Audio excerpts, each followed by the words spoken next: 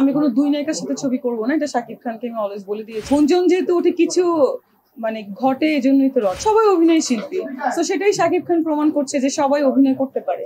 দেখেন, আপনারা জানেন যে এই মাঝখানে কাজ করিনি, আমার ক্লিনিক আছে অলরেডি দুটো, বাংলাদেশে দুবাইতে। আমি আরো দুটো ব্রাঞ্চ ওপেনিং করেছি, আপনারা হয়তো ক্যাপশন দেখেছেন, বনানীতে এবং খুলনাতে। সো আমি এইগুলো নিয়ে খুব বিজি ছিলাম, আমি আসলে কাজে ফোকাস করতে পারিনি। বাট এখন আমি যে কাজগুলো করছি, ডিফারেন্ট কাজ করছি। আর এটাতে প্রিপারেশনের কিছু নাই, এই ছবিগুলোতে ছবি জমা দিতে হয়, আপনারা তো জানেন কিছু প্রসেসিং আছে। সো ওরকম কিছু কাজ করব এবং প্ল্যান হয়ে গেছে অলরেডি। আমার প্রোডাকশন হাউস থেকে আমি একটা ছবি করছি, সো এটাকে আমি ইনশাল্লাহ ওই পর্যন্ত নিয়ে যাব, এটা ইচ্ছা আছে। ওইটার জন্যই তো আমাদের বলে যে আমরা কি কাজ করেছি, এই প্রশ্নটার সম্মুখীন তো আমরাও হই। অলরেডি আমি 13টা ছবি করে ফেলেছি, একটা ওই ফিল্ম করলাম, আরো 4টা ছবি আছে। আপনারা জানেন যে অ্যাজ এ প্রফেশনাল প্রফেশন আমি হচ্ছে ডক্টর, সো আমার তো ওই মেডিকেল স্টাডিটাও আমাকে করতে হয়েছে। সো আমার ব্যাপারটা একটু ডিফারেন্ট, আমি কিন্তু ছবি 3টে প্রডিউস করেছি।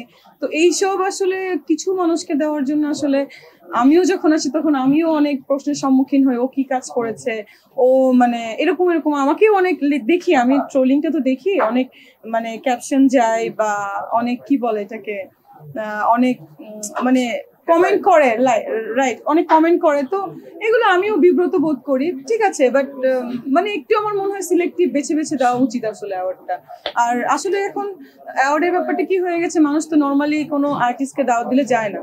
সো অ্যাওয়ার্ড হলে কি হয়, মানুষ ফ্রিতে যাচ্ছে। বাট আমি যে অ্যাওয়ার্ডে যে মোটামুটি পেমেন্ট নিয়ে যাওয়ার চেষ্টা করি, বিকজ আমি গেলেই দেখা যায় যে একটা অন্য হাইপ থাকে। সো আমি তো উইদাউট পেমেন্ট কোনো অ্যাওয়ার্ডে আর যাবো না, এটা আমি আরো 2 মাস আগে ডিসাইড করেছিলাম। এটার ব্যাপার হচ্ছে যে কোনো ছবির নাম আমি বলবো না, ব্যাপারটা হচ্ছে আমি কোনো দুই নায়িকার সাথে ছবি করবো না, এটা শাকিব খানকে আমি অলওয়েজ বলে দিয়েছি। আমি সলো হইলে ওর সাথে কাজ করবো, কারণ আমার ওই যে দুই নায়িকা এক নায়ক থাকবো ওরকম ছবি আমি করতে চাই না।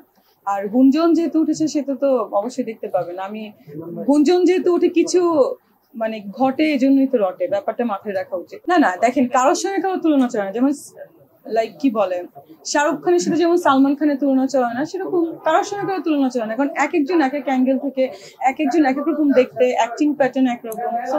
এটাই অবশ্যই ভালো। কেন আপনারা কেন এই ডিফারেন্সিয়েশনটা রাখছেন, ছোট পর্দা বড় পর্দা, সবাই অভিনয় শিল্পী। তো সেটাই শাকিব খান প্রমাণ করছে যে সবাই অভিনয় করতে পারে। কারণ আমরা যখন দেখেন বিগ স্ক্রিন থেকে শুরু করেছি, আমাদেরকে বলতো যে তোমরা বিগ স্ক্রিনের আর্টিস্ট, তোমরা ছোট পর্দায় কাজ করতে পারবা না, বা ওয়েব ফিল্ম করতে পারবা না, বা ওয়েব সিরিজ করতে পারবা না। ওনাদেরকেও বলতো যে আপনারা মিডিয়ার, আপনারা তো সিনেমা, আপনাদের ভালো লাগবে না। তো এইটা প্রুভ করার জন্য তো শাকিব খান নিজেই এখন প্রমাণ দিচ্ছে। আর অ্যাকচুয়ালি শাকিব খান নিজে তো একটা ইন্ডাস্ট্রি, আপনারা জানেন। আমার ব্যবসা তো আসলে আমি চালাই না, আমার এখানে পার্টনার আছে, আমাদের একটা গ্রুপ অফ কোম্পানি আছে, আমাদের ডিরেক্টর আছে। সো আমি ছোট একটা পার্টনারশিপে আছি, যেহেতু আমার পছন্দের নাম দিয়ে করেছি। সো আমার যতগুলো বিজনেস আছে, এটা আমি বেঁচে না থাকলেও, আল্লাহ না করুক, বিজনেস চলতে থাকবে। সো যাচ্ছে মোটামুটি। নতুন সিনেমার শুটিং আসলে এই মাসে 20 তারিখে করার কথা ছিল, সেটা আসলে নেক্সট মান্থ আমি করেছি। বিকজ আমার ইউকেতে একটা শো আছে, সেখান থেকে ইউএসএ একটা শো আছে, ওটা শেষ করে এসে আমি শুটিং এ ঢুকছি।